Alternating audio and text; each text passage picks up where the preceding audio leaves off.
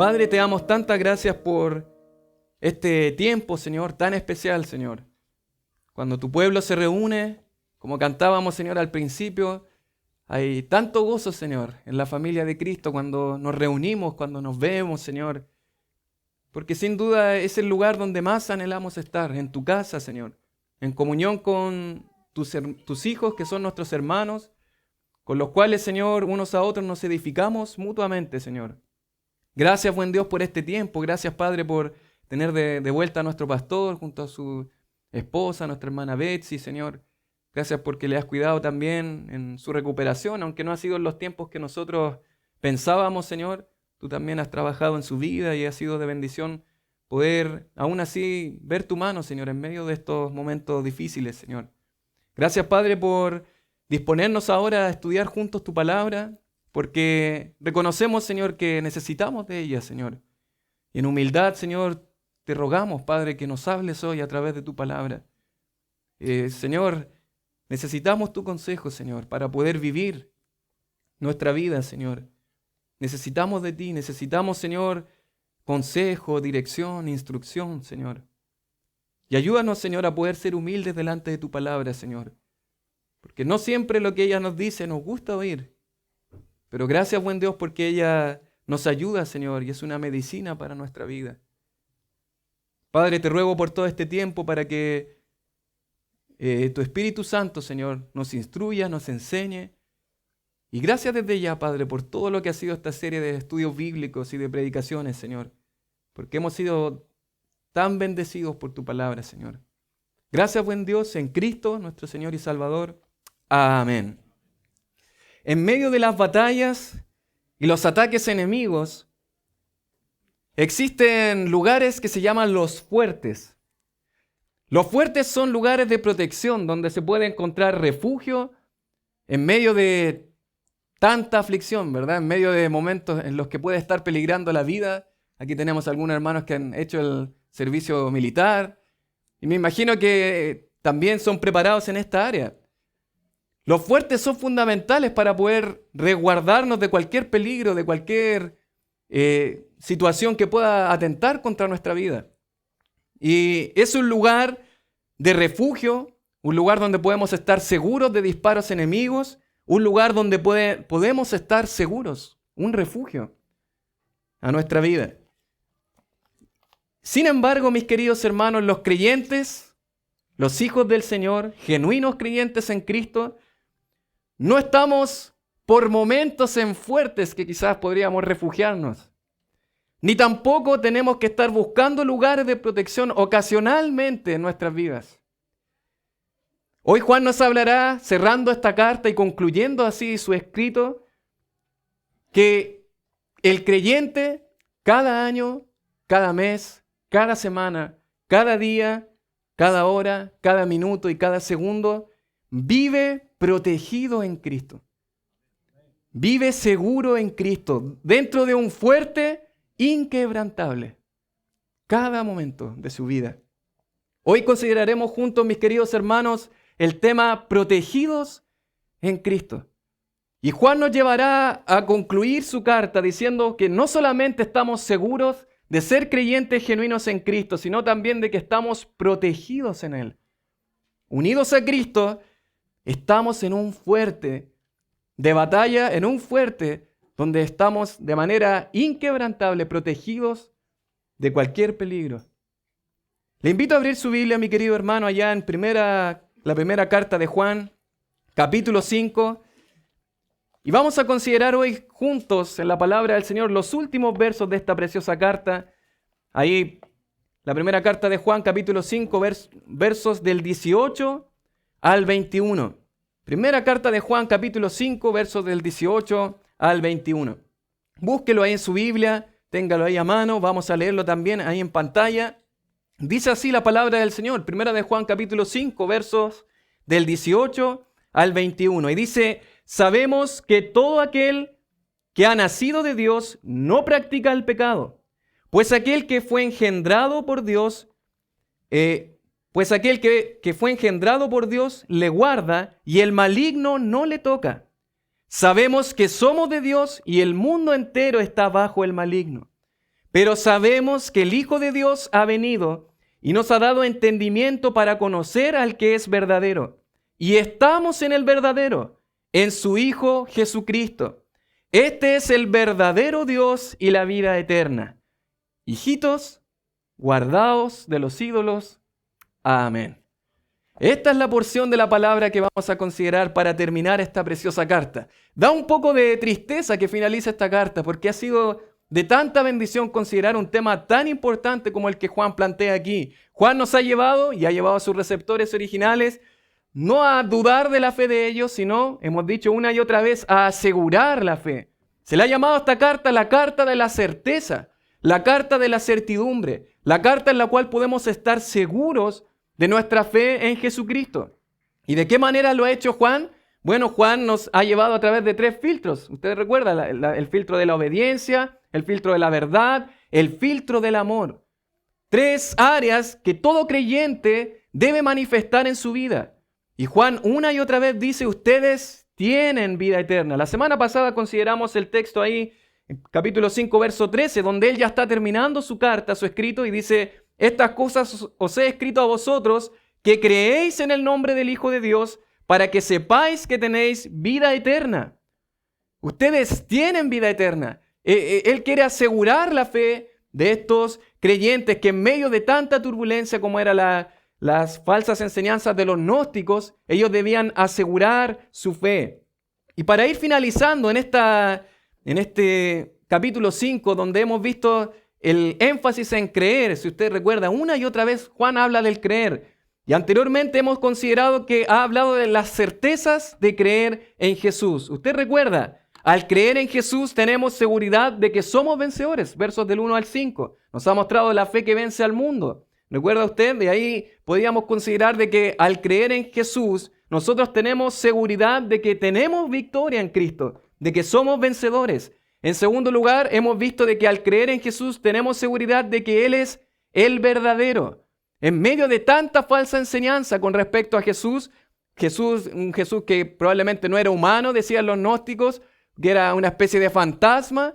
Bueno, en medio de todo eso, Él nos enfoca en el Jesús verdadero. Al creer en Jesús tenemos seguridad de que Él es verdadero. Y para terminar, Juan nos ha llevado que al creer en Jesús tenemos seguridad de vida eterna. Seguridad de salvación eterna, como veíamos la semana pasada. Tenemos seguridad de eterna salvación en Cristo. Y en medio de este contexto es donde Juan nos va a hablar acerca de la protección que tenemos en Cristo. No solamente tenemos seguridad de vida eterna, sino que estamos protegidos en Él.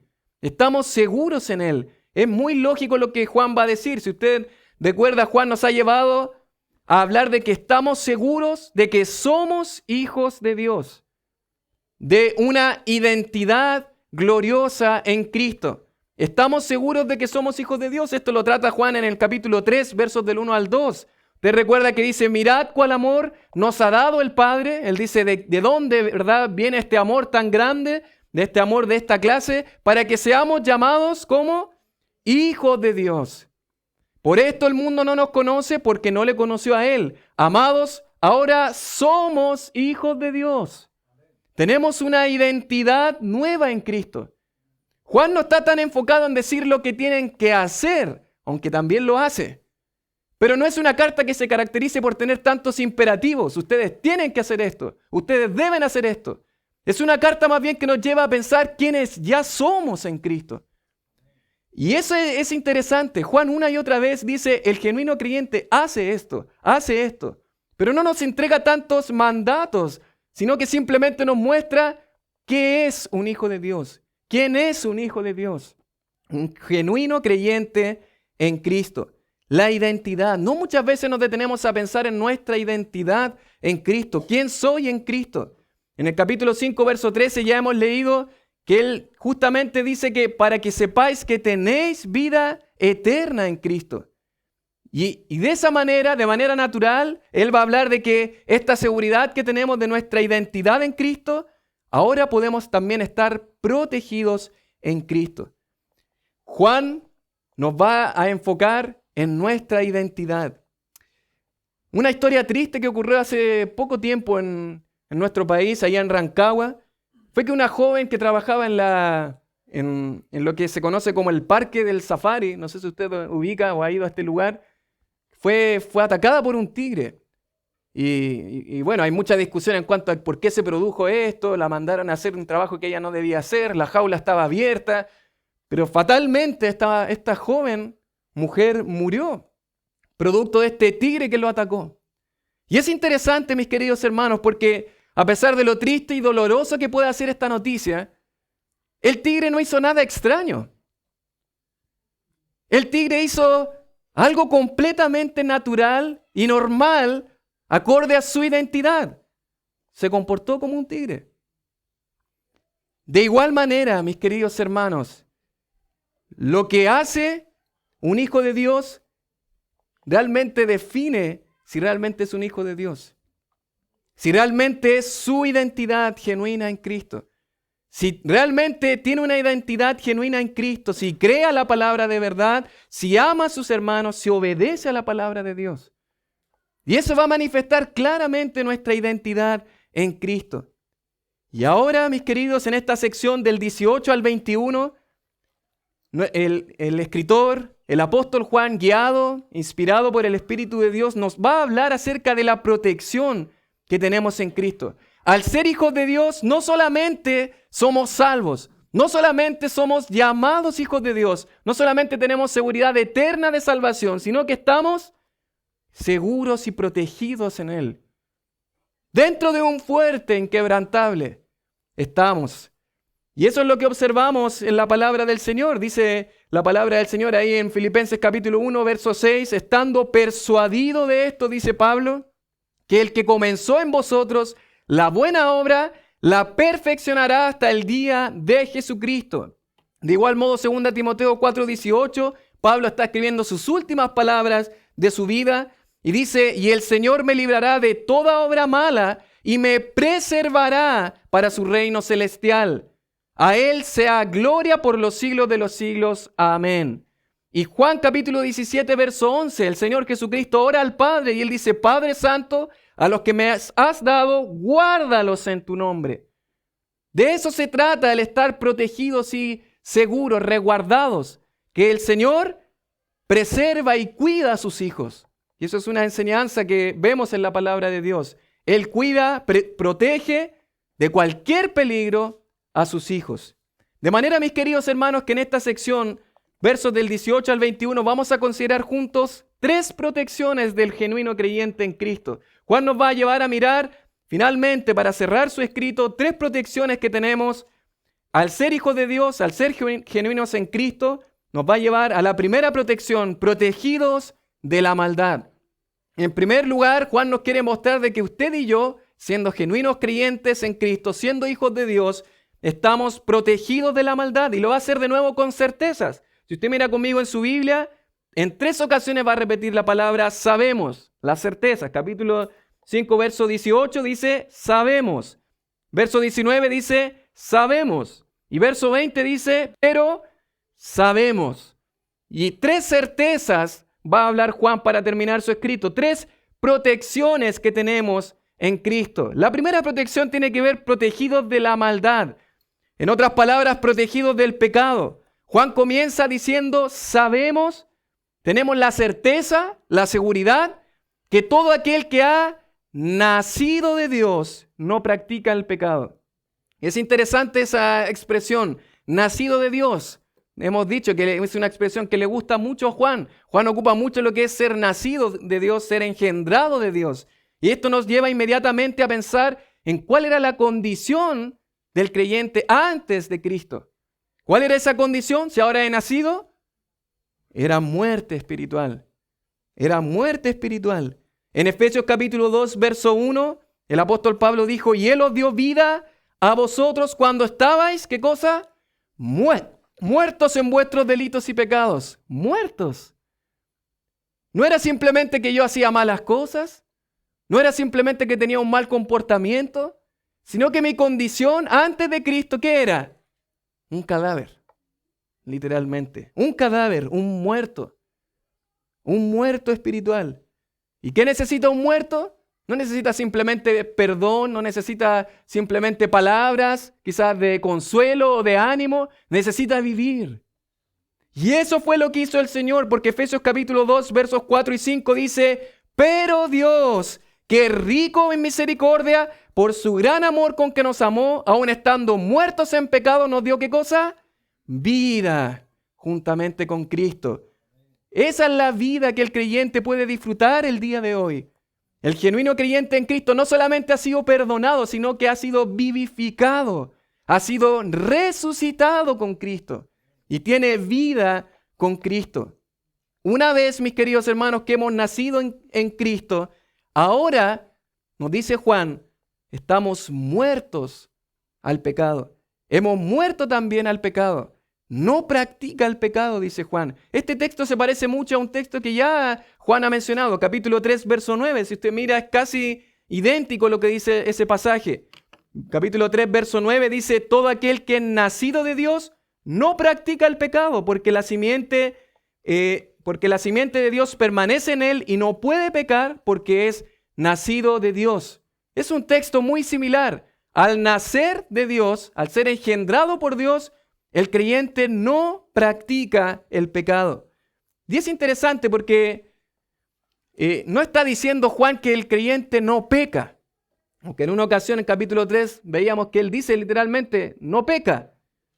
Pero en estricto rigor, la idea de este pecar es continuamente pecar. Es que la práctica del creyente sea pecado. Y esa es la idea. La idea es que no es que el creyente nunca más va a pecar. Porque si creyéramos eso en relación a la Escritura, ninguno de nosotros realmente podría ser hijo de Dios. O podría llamarse hijo de Dios. De manera que el creyente ya ha sido salvo de sus pecados, ya ha sido regenerado, ya ha nacido de nuevo, pero ahora él vive como una vida que no practica continuamente el pecado en su vida. Esa es la vida del creyente, no practica el pecado continuamente en su vida. Y dice ahí, primera de Juan capítulo 2, verso 1, para que usted vea que no es que Juan está diciendo de que el creyente nunca peca. Capítulo 2, verso 1 dice claramente que el creyente peca. Dice, hijitos míos, estas cosas os escribo para que no pequéis. Y si alguno hubiere pecado, abogado tenemos para con el Padre a Jesucristo el justo. La palabra nos muestra claramente, y él está escribiendo a hermanos, hijitos, y él dice, les escribo para que no pequen, pero si hubieran pecado, bueno, hay una posibilidad de que el creyente peque ocasionalmente en su vida, pero no debe ser la práctica permanente en su vida. Y eso nos deja ver la versión NTV del capítulo 5, verso 18. La Nueva Traducción Viviente lo traduce como, sabemos que los hijos de Dios no se caracterizan por practicar el pecado. O sea, ellos no se caracterizan porque el pecado sea su práctica habitual, porque el Hijo de Dios los mantiene protegidos. El creyente no se caracteriza por pecar, porque está protegido por Dios, está protegido en Cristo del pecado. El pecado, mis queridos hermanos, es una infracción directamente a la ley de Dios. Hemos dicho ya, definido lo que es el pecado, es directamente errar en el blanco de Dios, transgredir el blanco de Dios, como dice primera de Juan 3, 4. Por lo tanto, es incompatible con el creyente. Es incompatible que el creyente continuamente peque si el pecado atenta directamente contra su Dios, contra su Padre. Por eso es incompatible con la ley de Dios.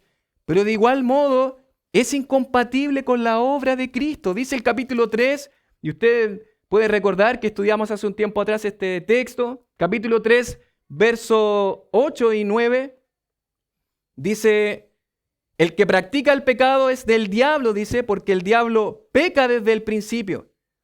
Porque, dice, para esto apareció el Hijo de Dios, para deshacer las obras del diablo. Y es interesante, es incompatible que el creyente viva pecando porque apareció Jesucristo, ¿para qué?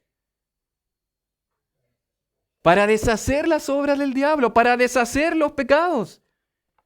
Es incompatible con el creyente. Hemos dicho que es casi como el agua y el aceite, ¿verdad? Trate de hacer ese experimento. O quizás si no lo ha hecho alguna vez, No es cosa que tenga alguna película de agua, ¿verdad? Todavía en el sartén o en la sartén. Cuando va a hacer algún huevito y le coloca un poquito de aceite, inmediatamente uno observa cómo se separan los elementos. Tanto el agua como el aceite. Bueno, así es el creyente con el pecado. El creyente se repele del pecado. Es incompatible con el pecado. Por eso estamos protegidos de la maldad. El Señor Jesucristo apareció para quitar nuestros pecados. Por eso dice el capítulo 3, verso 6, todo aquel que permanece en Él no peca. Todo aquel que peca no le ha visto ni le ha conocido.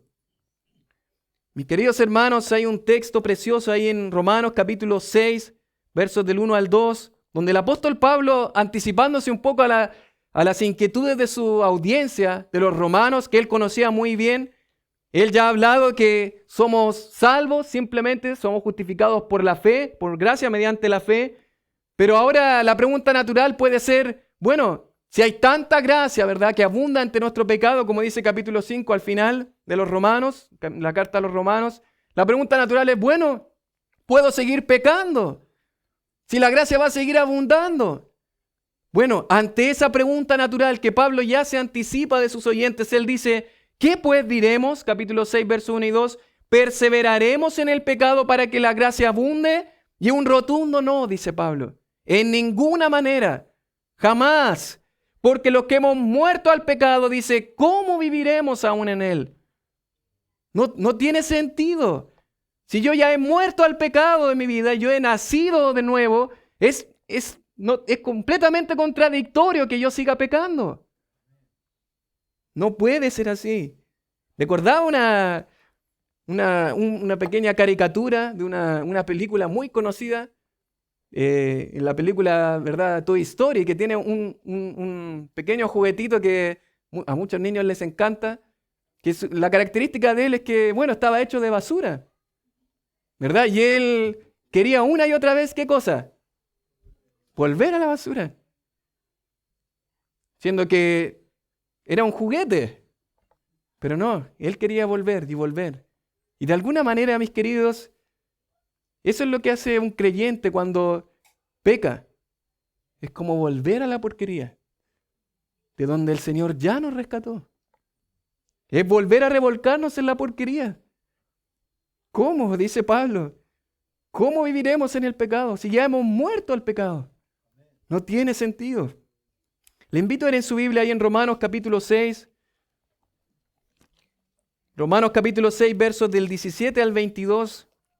Dice este texto, Romanos capítulo 6, verso 17, dice, pero gracias a Dios, dice Pablo, que aunque erais esclavos del pecado, habéis obedecido de corazón a aquella forma de doctrina a la cual fuisteis entregados.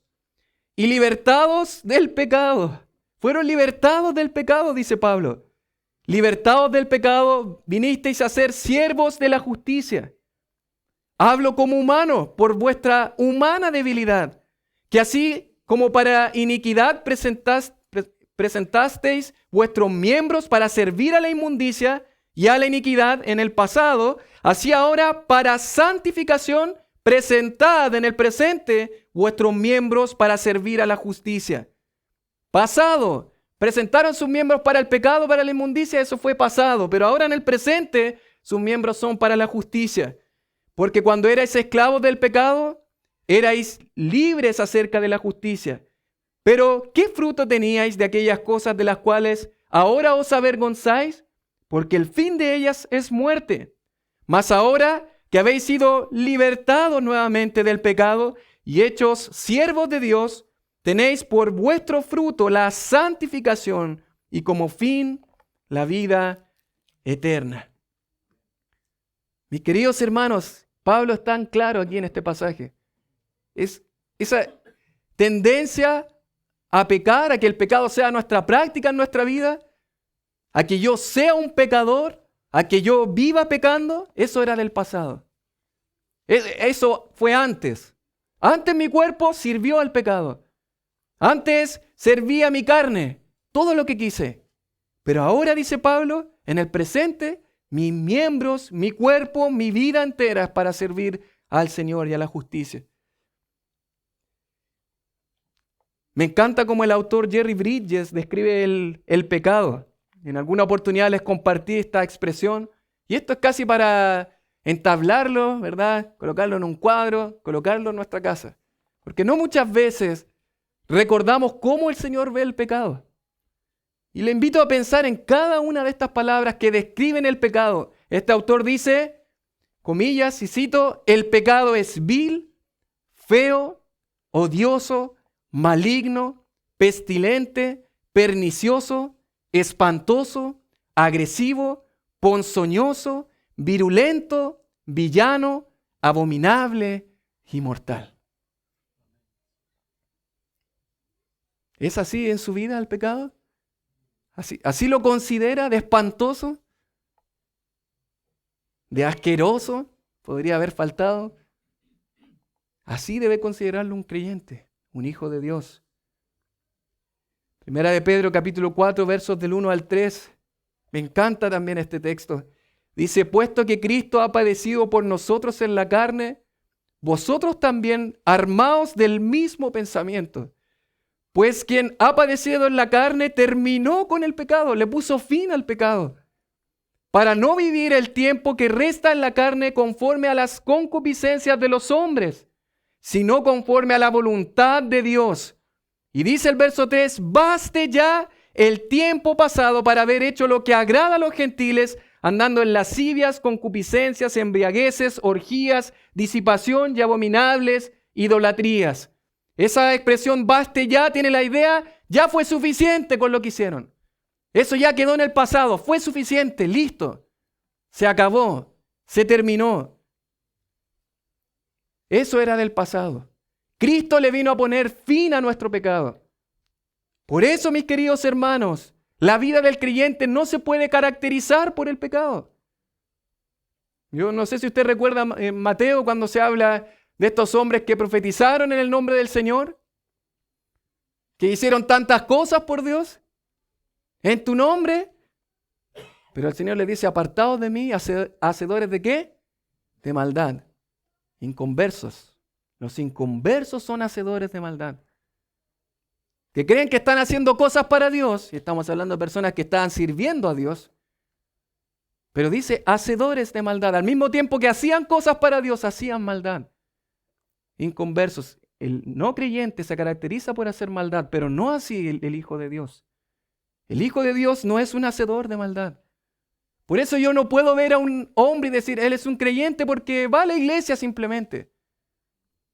Si es un hacedor de maldad, si su práctica es el pecado, entonces él no es hijo de Dios. Él no es un hijo de Dios. Mis queridos hermanos, amigos, si tú estás acá sin Cristo, si realmente nunca has entregado tu vida a Cristo, has ido delante de Él en arrepentimiento y fe, hoy puede ser el día. Yo tengo un texto para ti, 1 de Juan 1, del 8 al 9. Si decimos que no tenemos pecado, nos engañamos a nosotros mismos y la verdad no está en nosotros. Si confesamos nuestros pecados, Él es fiel y justo para perdonar nuestros pecados y limpiarnos de toda maldad. Porque ¿sabes qué? Cristo vino a terminar con tu pecado. Vino a pagar por tu pecado. Hoy puedes rendir tu vida a Cristo. Hoy puedes clamar por perdón. Qué glorioso saber que Él nos va a perdonar. Él es fiel y justo para perdonar nuestros pecados y limpiarnos de toda maldad. Pero si tú eres hijo de Dios, tengo también un texto para ti. Si decimos que no tenemos pecado, nos engañamos a nosotros mismos y la verdad no está en nosotros. Si confesamos nuestros pecados, Él es fiel y justo para perdonar nuestros pecados y limpiarnos de toda maldad. Si eres hijo de Dios y probablemente hoy has andado en desobediencia delante de Dios, si hoy estás caminando lejos de Dios, hoy puedes confesar tus pecados también. Y Él es fiel y justo para perdonar nuestros pecados. Dice la palabra del Señor, Proverbio 28:13, el que encubre sus pecados no prosperará, no va a avanzar. Mas el que los confiesa y se aparta alcanzará misericordia. Hoy puedes apartarte, mi querido hermano, de la mentira. Hoy te puedes apartar de las borracheras, de la pornografía, de la murmuración, de la fornicación. Hoy te puedes apartar del adulterio, de la envidia, de la pereza, de la lujuria, del enojo. Porque estas cosas no pueden ser la práctica de un creyente. Baste ya, tiempo pasado. Hoy el creyente debe practicar la verdad, debe practicar la santidad, la justicia. Hoy, mis queridos hermanos, no podemos seguir practicando la maldad. Y hoy Dios ya nos ha librado de la maldad. Hoy estamos protegidos de la maldad. El pecado ya no tiene poder sobre el creyente. ¿Se acuerdan los tiempos de la salvación? Nos salvó de la pena del pecado. Hoy nos salva ¿de qué cosa? Del poder del pecado. Ya no tiene poder el pecado en nuestra vida. Ante el pecado y la maldad, recuerda, mi querido hermano, eres un hijo de Dios. Estás protegido en Cristo. No olvides tu identidad. Nunca olvides tu identidad. Eres un hijo de Dios. Estás protegido en Cristo. En segundo lugar, mis queridos, no solamente estamos protegidos de la maldad, sino también en segundo lugar, estamos protegidos del maligno. Dice la palabra del Señor, versos del 18b, la parte B al 19, dice, pues aquel, de manera natural, dice Juan, pues aquel que fue engendrado por Dios le guarda y el maligno no le toca. Dice, sabemos que somos de Dios y el mundo entero está bajo el maligno. ¿Y quién es este maligno del cual habla Juan? Bueno, el maligno es un título para hacer referencia directamente a Satanás. Otros títulos de este ser es el diablo, el padre de mentira, el príncipe de la potestad del aire, Belcebú, el príncipe de los demonios, la serpiente antigua. ¿Quién es este ser? Es un ser real, un ángel que fue creado por Dios, que se rebeló por su orgullo y que se opone directamente contra Dios y en consecuencia contra sus hijos. Es el enemigo de Dios, el enemigo de los creyentes. Y Juan ya ha hecho referencia a este ser. Juan lo ha mencionado y lo ha mencionado con esta descripción maligno. Es interesante porque no se refiere a él como padre de mentira, ni como diablo, ni como Satanás, sino como un maligno, como un ser perverso que está detrás de todos estos pecados malignos que observamos.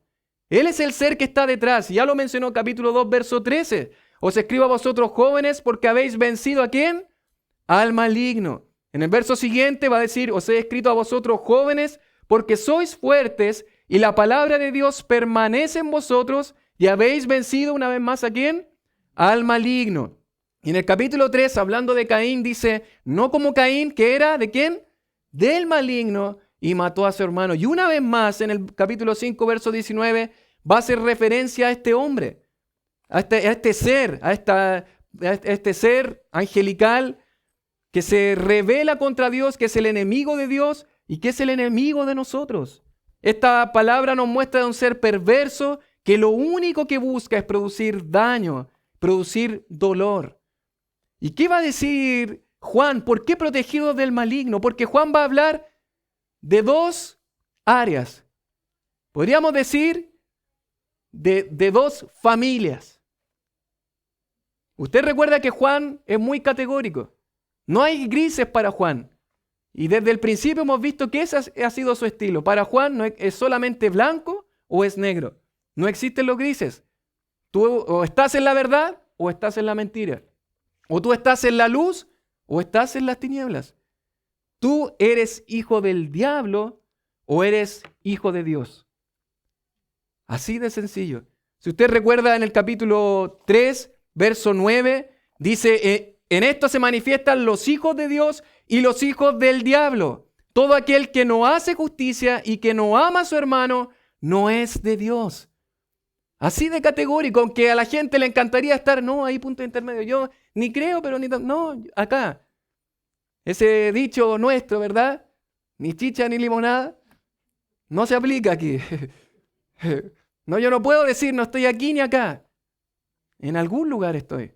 Como pasa con nuestros extranjeros, ¿verdad? Personas que llegan a nuestro país cuando pueden adquirir su doble nacionalidad y tienen ¿verdad? Dos nacionalidades. Bueno, aquí no existe la doble nacionalidad. O eres de una o eres de otra.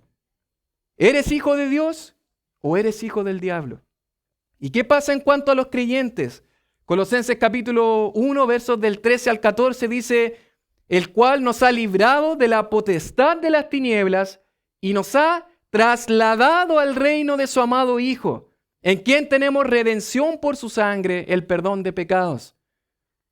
El creyente ha sido trasladado de esas tinieblas al reino de su amado Hijo.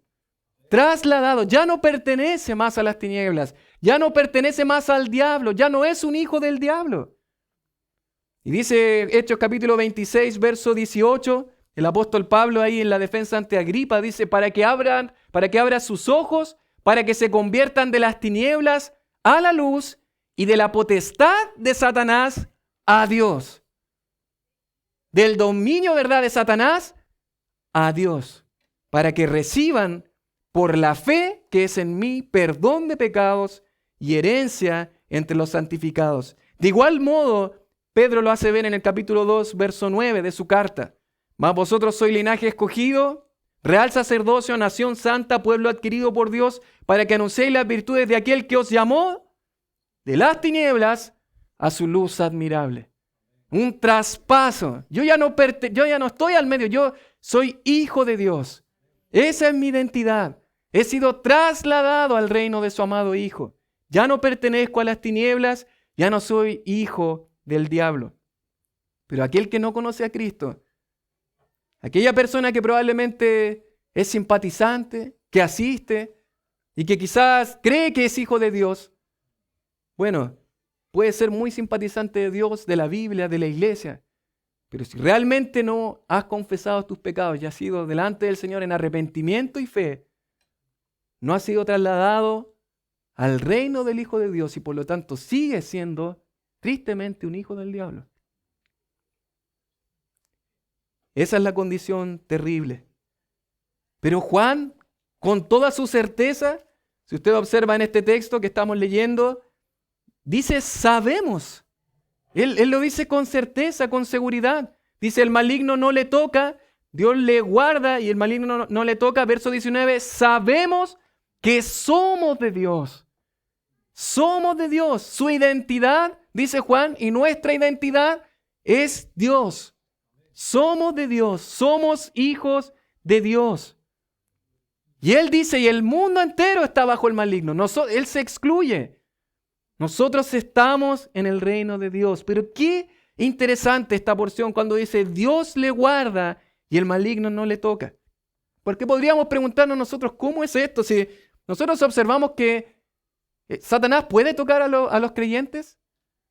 Observamos que Job, prácticamente bajo la soberanía de Dios, vemos que Satanás sí tocó su familia, sí hizo daño, causó dolor.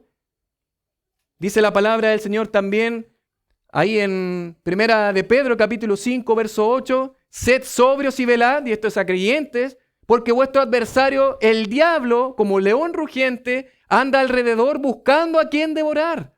Le está diciendo a creyentes. Quiere devorarlos a ustedes, quiere despedazarlos a ustedes, quiere hacerle daño a ustedes, dice Pedro.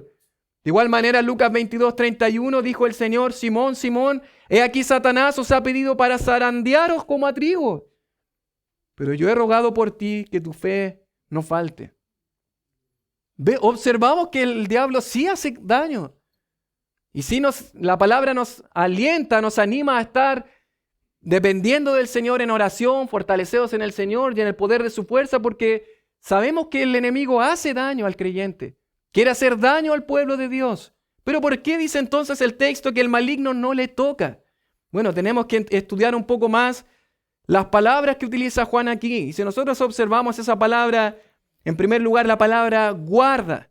¿Cuál es la idea de eso? Dios le guarda. La idea de guardar tiene la idea de vigilar sobre, preservar, guardar. Esta misma palabra se utiliza en Hechos capítulo 12, verso 5. ¿Recuerda lo que está pasando ahí? Pedro nuevamente encarcelado, ya había sido encarcelado en el capítulo 5, ahora en el capítulo 12 nuevamente es encarcelado Y dice la palabra ahí, así que Pedro estaba custodiado en la cárcel, pero la iglesia hacía sin cesar oración a Dios por él. Esa palabra custodiar es la misma que utiliza aquí Juan para hablar de ser guardado, que Dios le guarda. Pero lo interesante aún más es observar cómo estaba guardado Pedro en esta ocasión. Usted recuerda que Pedro fue realmente con esmero lo guardaron ahí porque ya se había escapado en el capítulo 5. Y cuando entraron, ¿verdad?, a la prisión porque querían llevarlo, ya estaba predicando nuevamente. En esa ocasión vemos que le ponen mucha seguridad y dice el verso 4 que le entregaron a 4 grupos de 4 soldados cada uno para que le custodiasen. 4 por 4, 16. Soldados, guardias, vigilando, custodiando. Podríamos decir en nuestro lenguaje, recontra protegido, recontra seguro. Bueno, aún así Pedro va a salir nuevamente ileso de la prisión y va a escapar por el Señor. Pero guardado, esa es la idea, custodiado. La misma palabra se ocupa en Hechos capítulo 16, verso 23, un poco más adelante, donde dice, después de haberles azotado mucho, aquí estaba Pablo y Silas en Filipos, los echaron en la cárcel, mandando al carcelero que los guardase con seguridad. Una vez más, en un contexto de seguridad, de prisión. Esa es la idea de esta palabra, es estar protegido, guardado por Dios, custodiado por Dios, seguro. Esa es la idea. La misma palabra la va a utilizar Judas en su pequeña carta cuando inicia. Dice, Judas, siervo de Jesucristo y hermano de Jacobo, a los llamados, santificados en Dios Padre y guardados en Jesucristo. Custodiados por Jesucristo, seguros en Jesucristo, protegidos por Jesucristo, seguros en Él. No muchas veces pensamos en esa seguridad que tenemos de estar en Cristo, seguros en Él, protegidos en Él, seguros en Jesucristo. El ángel de Jehová acampa alrededor de los que le temen, ¿verdad? ¿Qué dice? Y los defiende. El Señor Jesucristo guardando a los justos, guardando a sus hijos. Pero ahora, ¿a qué se refiere esta otra palabra? No le toca. Porque ya hemos dicho que es un poco conflictivo pensar cómo es que el maligno no toca al creyente. Bueno, la idea de esta palabra, tocar, no es simplemente como tocar, sino que esta palabra significa aferrarse, sujetarse, asirse,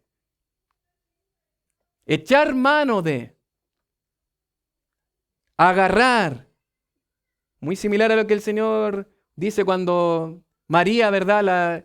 Viene y Jesús le dice, no me toques. ¿Cómo? ¿Qué Jesús le está diciendo? No, que no me toques. No, es que suéltame, déjame ir. Esa es la idea. Es estar sujeto, agarrado, retenido. En otras palabras, lo que está diciendo aquí es que el maligno no puede agarrarlo ni llamarlo para sí. No puede reclamar lo suyo. No puede decir, este es mío, porque ya ha sido trasladado al reino de su amado Hijo. Él no puede reclamar a los hijos de Dios porque están protegidos en Cristo, seguros en Él, y nadie nos puede arrebatar de su mano. Nadie nos puede arrebatar de Él. Por eso estamos protegidos. El diablo no puede agarrarnos. No puede decir, Él es mío. No puede reclamarnos para su potestad de las tinieblas. No puede llevarnos. Por eso el mundo sí, el mundo está bajo el maligno. Pero nosotros no, dice Juan. El maligno no puede reclamarnos. Por eso dice el texto ahí, primera de Juan 5:19, el mundo que nos rodea está controlado por el maligno. El creyente no. Él no. El Espíritu de Dios mora en el creyente. Él es controlado por el Espíritu de Dios. Él no es controlado por el maligno. Por eso hay un precioso himno compuesto por Martín Lutero que él le dijo castillo fuerte, referido a esta verdad. Castillo fuerte en nuestro Dios, defensa y buen escudo.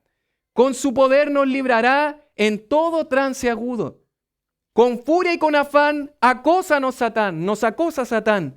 Por armas deja ver astucia y gran poder, cual él no hay en la tierra. Nuestro valor es nada aquí.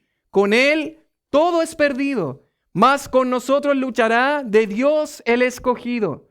Es nuestro Rey Jesús, el que venció en la cruz, Señor y Salvador, y siendo Él solo Dios, Él triunfa en la batalla. Y la última estrofa dice, y si demonios 1000 están prontos a devorarnos, no temeremos porque Dios sabrá cómo ampararnos. Que muestre su vigor, Satán y su furor, dañarnos no podrá, pues condenado está por la palabra santa. ¡Qué precioso himno! Ese es un himno de estos que canta el pueblo de Dios a todo pulmón, diciendo, Satanás ya no nos puede reclamar, estamos protegidos en Cristo. Y mi querido hermano, ante la realidad del maligno, recuerda una vez más tu identidad. Eres un hijo de Dios. Estás protegido en Cristo. Ante la realidad de la maldad, estás protegido en Cristo. Ante la realidad del maligno, estás protegido en Cristo. Pero finalmente, mis queridos, para ir finalizando, la tercera protección de la que nos habla Juan, no solamente de la maldad, no solamente del maligno, sino también finalmente de las mentiras. Capítulo 5, versos del 20 al 21 dice, pero sabemos, una vez más, la certeza, sabemos que el Hijo de Dios ha venido y nos ha dado entendimiento para conocer al que es verdadero. Y dice, y estamos en el verdadero, en su Hijo Jesucristo. Este es el verdadero Dios y la vida eterna. Para terminar, Juan, ante esta realidad de estas herejías de los gnósticos, él les va a dar la seguridad en medio de todas estas mentiras que nos rodean. Nosotros estamos en el verdadero. Estamos protegidos de las mentiras que están afuera. Y es interesante, las mentiras, o cuando habla ahí en el capítulo 2, verso 18, dice, han surgido muchos anticristos. Hay muchas mentiras, plural, protegidos de las mentiras. Pero cuando se habla de la verdad, es una. Estamos en el verdadero, en su Hijo Jesucristo. Él es el verdadero Dios. Él es la vida eterna, singular. No hay más que uno. Muchas mentiras rodean a la persona de Cristo, pero estamos en la verdad. No en vano el Señor Jesucristo dijo, yo soy el camino y la verdad, singular nuevamente, y la vida. Nadie viene al Padre sino por mí. Yo soy la verdad, dijo el Señor. Él es la verdad. Mis queridos hermanos, aunque rodeen 1000 mentiras acerca de la persona de Cristo, como pasaba en el tiempo de Juan, hay uno solo verdadero. Y Juan dice, estamos seguros en el verdadero Dios. Un texto, mis queridos, que muestra claramente la deidad de Cristo. Y estamos en el verdadero, en su Hijo Jesucristo, y dice, este es el verdadero Dios y la vida eterna. Él es el Dios verdadero. Él es el único Dios verdadero. Estamos en el verdadero. Tengan toda seguridad, mis queridos, le dice Juan, que estamos protegidos no solamente de la maldad, no solamente del maligno, sino de las mentiras que rodean la verdad. Estamos en el verdadero. Y va a terminar Juan con un verso, podríamos decir, extraño, su carta. La primera carta de Juan es interesante porque podríamos decir, no tiene el estilo de una carta. Al principio Juan no se presenta, dice Juan, apóstol del Señor Jesucristo. Hemos dicho que no tiene el estilo particular o la estructura de una carta. Siempre las cartas comenzaban con una presentación, ¿verdad? Unas palabras de gratitud hacia los destinatarios, saludos iniciales, hay alguna gratitud al Señor y comenzaba la carta. Eso no lo va a tener Juan, la primera carta de Juan. Pero tampoco va a tener algo que caracterizaba las cartas de ese tiempo, que finalizaban con despedidas cordiales, protocolares, podríamos decir, con una doxología que era una alabanza a Dios, como nos leía César, la parte final, ¿verdad?, de la carta a los Filipenses, gloria a Dios, ¿verdad? Una doxología. No vamos a encontrar eso en esta carta. De hecho, en 2 de Juan y 3 de Juan, al menos sí vamos a encontrar que va a ser unas palabras de despedida. Dice capítulo 1, verso 3 de 2 de Juan, los hijos de tu hermana, la elegida, te saludan. Amén. Y en 3 de Juan dice, la paz sea contigo, los amigos te saludan. Saluda a todos los amigos, a cada uno en particular. Pero 1 de Juan carece de una despedida. Y es un poco extraño, pero por otro lado, confiando en que el Espíritu de Dios está inspirando a Juan, creemos que es totalmente intencional que termine de esta forma, porque va a terminar con una advertencia final su carta.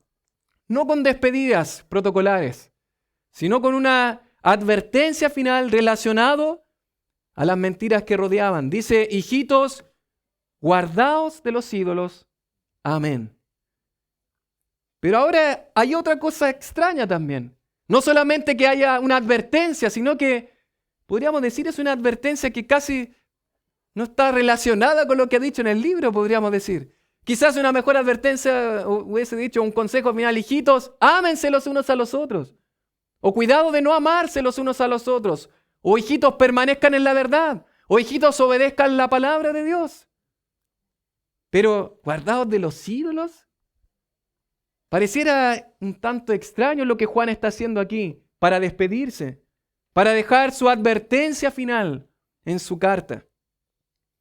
Bueno, la verdad es que se ha discutido mucho a qué ídolo se refiere Juan. ¿De qué ídolo se refiere? ¿Por qué dice esta expresión? Bueno, y algunas personas dicen que está haciendo referencia directa a la ciudad de Éfeso. Usted recuerda que Juan escribe desde Éfeso a las iglesias de Asia Menor, y ahí es sabido de que había una de las maravillas del mundo antiguo, que era el gran templo de la diosa Diana, la diosa Artemisa. Y lo más probable, dicen algunos, es que Juan se esté refiriendo a esto. Guárdense de toda la idolatría que hay en medio de todo lo que es la adoración a la diosa Diana, un ídolo. Sin embargo, mis queridos, aunque eso nos sitúa en cuanto al contexto, la ciudad, ¿verdad?, donde estaba escribiendo Juan, creo que no le hace mucha justicia a lo que relata en toda la carta Juan. Y personalmente, y es mi convicción que más que estar refiriéndose a la diosa Diana, lo que está hablando Juan, y es lo que algunas personas, algunos eruditos y algunos comentaristas dicen, de que se refiere más bien a todas estas falsas enseñanzas y mentiras acerca de Cristo que pueden convertirse en un ídolo. ¿Por qué? Porque se convertiría en un falso Dios, en alguien que no es el verdadero Dios, el verdadero Cristo. Porque estaban los gnósticos enseñando mentiras acerca de Cristo. De manera que la advertencia final, y relacionado al verso anterior, estaría diciendo, hijitos, guardaos de estos falsos maestros, guardaos de las falsas enseñanzas acerca de Cristo. Cuidado, es una advertencia final. Guárdense. Una autora llamada Ellis Fitzpatrick nos define muy bien lo que es un ídolo. Yo quiero presentárselo. Ella tiene un libro precioso que se llama Ídolos del Corazón. Y ella dice, los ídolos no son estatuas de piedra, dice ella. No. Los ídolos son pensamientos, deseos, anhelos y esperanzas a los que rendimos culto en lugar de hacerlo al Dios verdadero. Los ídolos hacen que ignoremos al Dios verdadero cuando buscamos lo que pensamos que necesitamos. Eso en definitiva es un ídolo. Es decir, puede ser cualquier cosa que esté ocupando el lugar que le pertenece al único y verdadero Dios. Es decir, mi trabajo puede ser mi ídolo, las cosas que hago, mis quehaceres en la casa, mi familia, mis hijos, mi esposa, esposo, probablemente metas, proyectos. Todas esas cosas pueden volverse un ídolo si están ocupando el lugar que le pertenece al único verdadero Dios. Era un peligro latente para la audiencia de Juan que se aferraran a cualquier cosa que no fuera el Dios verdadero. Y es un peligro para nosotros también. Es un peligro aferrarnos a cualquier cosa que no sea el Dios verdadero. Que Dios ocupe el lugar más importante en nuestro corazón, ese lugar único, exclusivo, que solamente le pertenece a Él. Eso es adorar solamente al Señor. Si hay algo, mi querido hermano, que esté ocupando ese lugar que solamente le pertenece al Señor, se está transformando en un ídolo. Y esta misma autora agrega un poco más adelante, si estuvieras dispuesto a pecar para alcanzar tu meta, o si pecas cuando no obtienes lo que quieres, entonces tu deseo ha tomado el lugar de Dios y estás actuando como un idólatra. Es decir, si estoy dispuesto a pecar por alcanzar lo que quiero, que puede ser muy genuino, puede ser muy bueno, puede ser incluso relacionado al ministerio, puede ser servir al Señor, puede ser tener un hijo, puede ser progresar en la vida, tener una carrera que puede ser para la gloria del Señor, pero si todas estas cosas, si en este deseo peco, bueno, ha tomado el lugar de Dios y estoy actuando como un idólatra. La palabra del Señor, para ir finalizando, nos invita a fijarnos en nuestro único Dios. Y ahí en el Salmo 115 tenemos un texto precioso donde se describe a todos estos falsos ídolos, falsos dioses. A partir del verso 3 dice, nuestro Dios está en los cielos, todo lo que quiso ha hecho. Los ídolos de ellos son plata y oro, obra de mano de hombres. Tienen boca, mas no hablan. Tienen ojos, mas no ven. Eran esculturas probablemente muy bonitas. Tienen ojos, tienen en este caso boca, pero no hablan, no ven. Orejas tienen, mas no oyen. Tienen narices, mas no huelen. Manos tienen, mas no palpan. Tienen pies, mas no andan. No hablan con su garganta. Semejantes a ellos son los que los hacen y cualquiera que confía en ellos. Y esa parte duele. Hay una antigua frase que dicen muchas personas, nosotros somos lo que comemos. ¿Has escuchado eso? Nosotros somos lo que comemos. Bueno, en cierto sentido, mis queridos, lo que yo consumo, lo que es más importante para mí, eso es lo que me convierto.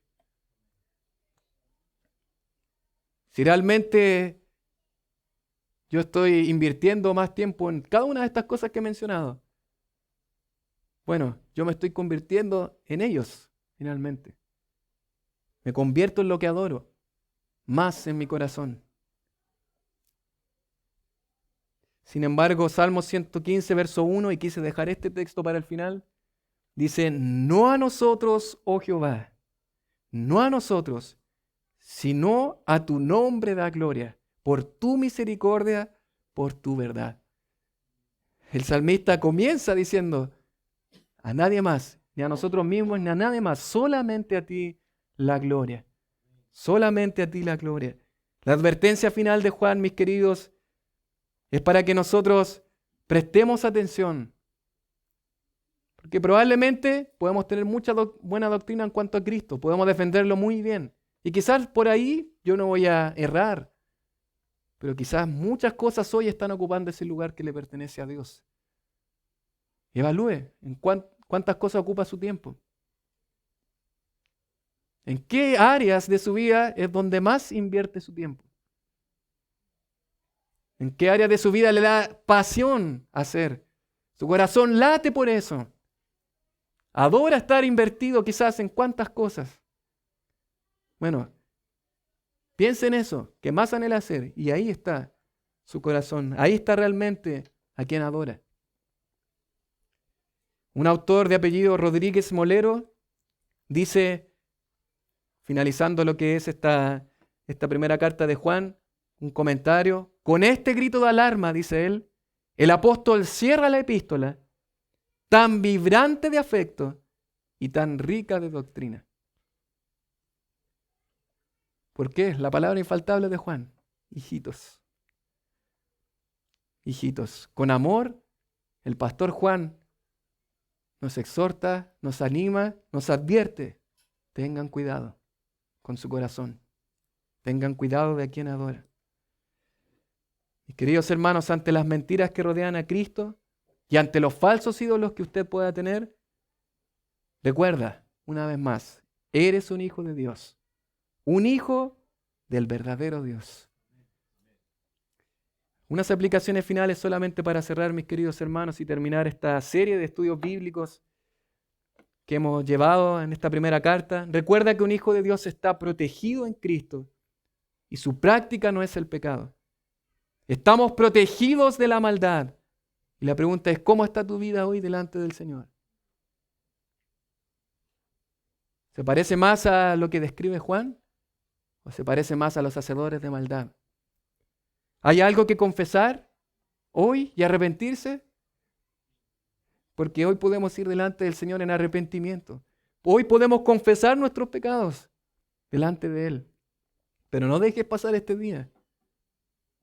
Apártate de todo aquello que te aparta del Señor. Recuerda lo que Juan ha querido hacer durante todo el libro. No recordarnos cosas que debemos hacer, sino recordarnos quiénes somos en Cristo. Genuinos creyentes en Cristo. No olvides tu identidad, mi querido. No olvides tu identidad en Cristo. Un hijo de Dios. El maligno no nos puede reclamar como suyos, pues somos de Dios. Estamos protegidos del maligno. Pero también finalmente, recuerda que un hijo de Dios ha creído en el único y verdadero Dios, nuestro Señor Jesucristo. No hay otro. Él es la verdad. No creas a las mentiras. Estamos en el verdadero. Estamos protegidos de las mentiras. La pregunta es, ¿Jesucristo el único Señor de tu corazón? ¿Hay alguien más que ocupe hoy su lugar? Recuerda, mi querido, estamos protegidos en Cristo. Solo para cerrar y finalizar, hay un himno precioso que nos habla justamente de la seguridad, protección que tenemos en Cristo. Y el coro dice, es Cristo la roca, el ancla de mi fe. Los males, lamentos y ayes de temor terminarán por siempre con mi supremo Rey. Es Jesucristo mi refugio. Estamos protegidos en Cristo. Amén. Oramos al Señor.